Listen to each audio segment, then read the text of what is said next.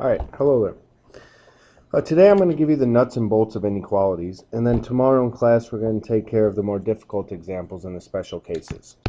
So section 1.6 is inequalities. Again, a review topic from Algebra 1, but we're going to take it a step further.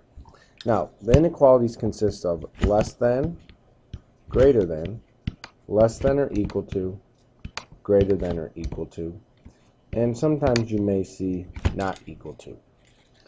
Now keep in mind, when graphing inequalities, less than and greater than are graphed with an open dot, while less than or equal to or greater than or equal to you graph with a closed dot. Reason being, this answer, if it's open, the actual number is not included. Example, x is less than 2.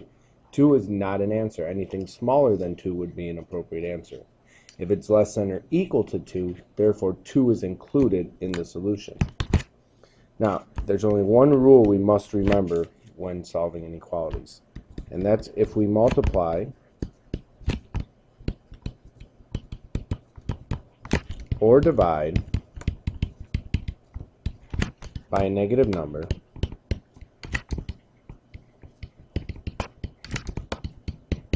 you must flip your inequality sign. If you do not, this will result in a wrong solution. So, what type of examples are we going to have?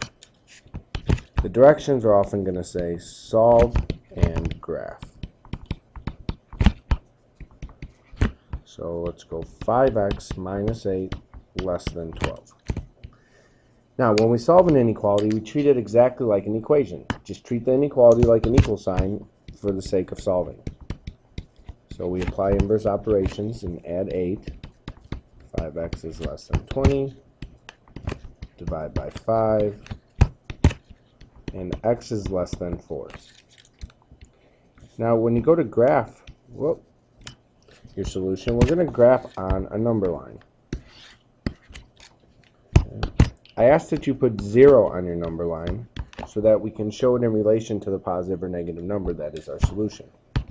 We have a less than, so we have an open dot, and the solution is going to include all numbers smaller than 4. So all numbers to the left of 4. Alright, that ring a bell? We should remember this. Number 2, 2x plus 1 less than or equal to 6x minus 1. Alright, so collect your x's on one side, your variables on one side.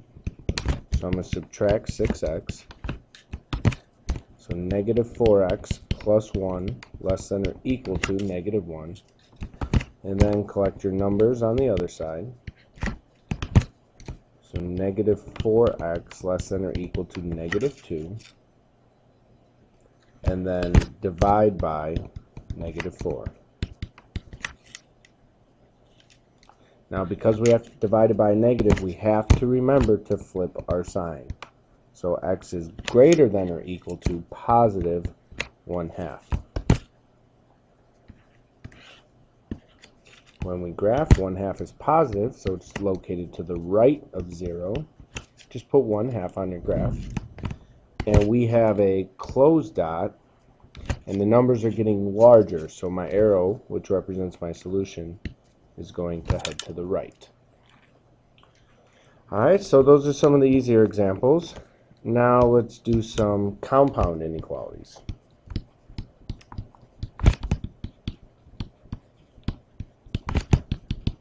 Now, compound inequalities are your and or graphs.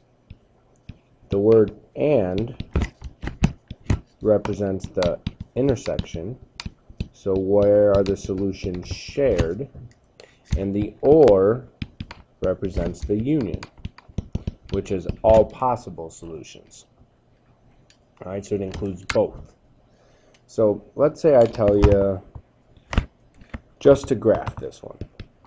Let's just practice graphing for a moment. Alright, so I have negative 2 less than or equal to x, which is less than 1. Now, when x is located in the middle of your two inequality signs, all right, when it's sandwiched in between, that is an AND graph. Alright, now when we graph an AND graph, we're actually going to graph each inequality as two separate ones. So I have x greater than or equal to negative 2 because the opening here is pointing towards the x. And here I have x is less than 1. And we said it's an AND graph. So I have negative 2 and 1. X is greater than or equal to, so close dot, heading to the right because those numbers are getting bigger. And x is less than 1. So I have an open dot heading to the left. Now, I said and is the intersection or what solutions they share. So everywhere these two lines overlap is going to be all appropriate solutions that satisfy this inequality. We want all numbers that are between negative 2 and 1. So the solution graph, we're going to graph on top of the other two, and it looks like that. Looks like a barbell. Alright, now an OR graph, we have x is less than negative 1, or x is greater than or equal to 2. So again, we're going to graph it as two separate inequalities. This time we have negative 1 and 2. So x is less than negative 1, or x is greater than or equal to 2. Now, OR means it includes all solutions. So all solutions that satisfy this is everything bigger than 2 and everything smaller than 1. Alright, so those are going in opposite directions. Again, these are the two basic cases. We're going to go into the crazy compound problems tomorrow in class together. Alright, also with AND and OR graphs though, I could have you solve AND graph. Now, please keep in mind, if I'm moving too fast for you to keep up with the notes, feel free to pause and rewind and go back. Make sure you understand everything and then move forward. Alright, so we got two more examples. Let's go negative 2 less than or equal to 3x minus 8, which is less than or equal to 10. Now, this is an AND graph again because x is sandwiched in the middle. Now, we're going to solve it just like an equation. The only difference is whatever we do here, we have to do to the right side and the left side, so we have to do it both times. So I'm left with 3x less than or equal to 18 and 3x greater than or equal to 6. Now here we need to divide by 3. Again, you need to divide everything by 3. Please keep in mind, in the event that was a negative number, we would flip both signs, not just one. You would be required to flip both signs.